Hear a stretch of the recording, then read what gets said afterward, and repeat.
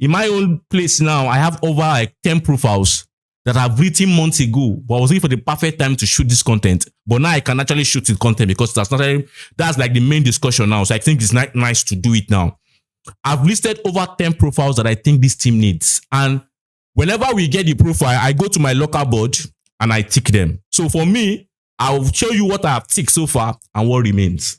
So it's a question of, is it that there's not enough money to get this profile to the next 2 transfer windows? That's January and the summer.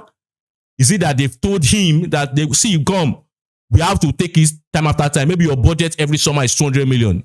And maybe the players you're asking for, we need to spend maybe $1 billion to get these profiles. I say, guy, build it after some, make use of the ones that are there, and we'll keep upgrading it till a point to come in the future. Because in that statement, you use a lot of in the future. When you watch the interview, you will reach the moment where you can apply your perfect 3-4-3 system. And maybe, because when you look at Ruben Amorim also in Sporting, I think we saw the huge amount of turnovers of players he made in the first 3 transfer windows, right? Or 2 transfer windows in Sporting. So maybe Sporting were in a position where the kind of quality of players they were looking for, they were able to quickly turn over the number of players who fit that system. But United is not looking like we are able to turn over from that system. It's not looking like we're able to turn over quickly enough to what they call it, to get him exactly what he calls or what he refers to as a perfect 3-4-3 system. Now, let's now also look into the profiles. Now, let's look at the profiles. Now, it says a perfect 3-4-3 system. And for me, the way I view it, definitely is my own view. And you guys can also comment about whether you don't see that way or not. Let's have that discussion. But a perfect 3-4-3 system doesn't mean it's not going to play 3-4-3 system.